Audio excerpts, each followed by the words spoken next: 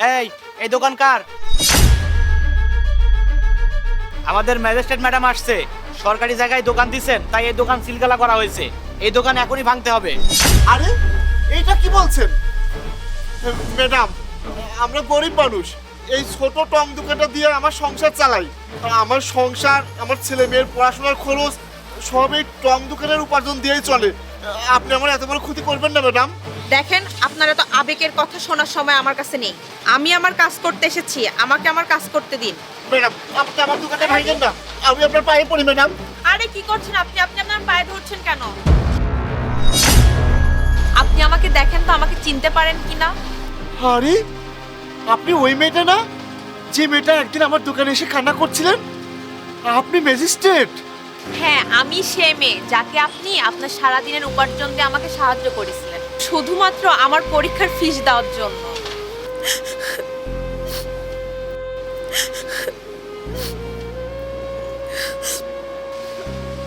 কি হয়েছে বোন? কান্না করছো কেন? কি হয়েছে তোমার? আসলে আজকে আমার পরীক্ষা, কিন্তু আমি আমার পরীক্ষার ফিস দিতে পারছি না বলে পরীক্ষা দিতে পারছি না। পরীক্ষাটা না দিতে পারলে আমার সব পরিশ্রম বিফলে যাবে। আমি চাই জীবনে প্রতিষ্ঠিত হতে, আর এই পরীক্ষাটা না দিতে পারলে আমার জীবনটা নষ্ট হয়ে যাবে। তোমার পরিবারের লোকজন নাই? আসলে বলতে গেলে আমি এতিম, আমার বাবা মারা গিয়েছে।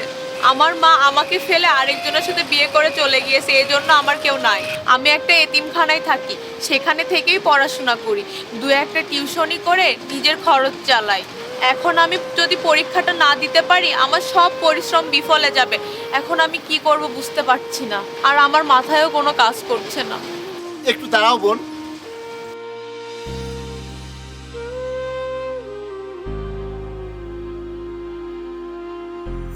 এই নাও, এই টাকাটা নাও। এই টাকাটা আজকে আমার সারাদিনের বেচাকেনা হয়েছে, এই টাকাটা আমি তোমাকে দিলাম। এই টাকাটা নাও, এই টাকাটা দিয়ে তুমি তোমার কাজে লাগাও। কিন্তু আপনি আমাকে কেন টাকা দিচ্ছেন? আমি তো আপনাকে চিনিও না। আমি আপনাকে এই টাকা ফিরিয়ে দিতে পারবো কিনা তাও জানি না। কি আমি যদি পরীক্ষায় ভালো না করি, প্রতিষ্ঠিত না হতে পারি, তখন আমি আপনাকে এই টাকা কিভাবে ফিরিয়ে দিব? নাও না। আজকে যদি আমার একটা বোন থাকতো, আমার বোনটাও তো এরকম বিপদে পড়তো, তখন কি আমি তাকে সাহায্য করতাম না? নাও বোন, নাও।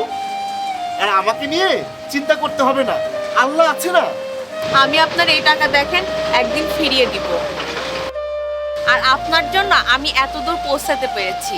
আর আমি সেদিন আমি নিজের কাছে প্রতিজ্ঞা করেছিলাম যে আমি যদি জীবনে প্রতিষ্ঠিত হতে পারি, তাহলে আমি আপনার জন্য কিছু করব। এবং আজকে আমি আমার প্রথম বেতন পেয়েছি, তার জন্য আমি আপনার কাছে ছুটে এসেছি।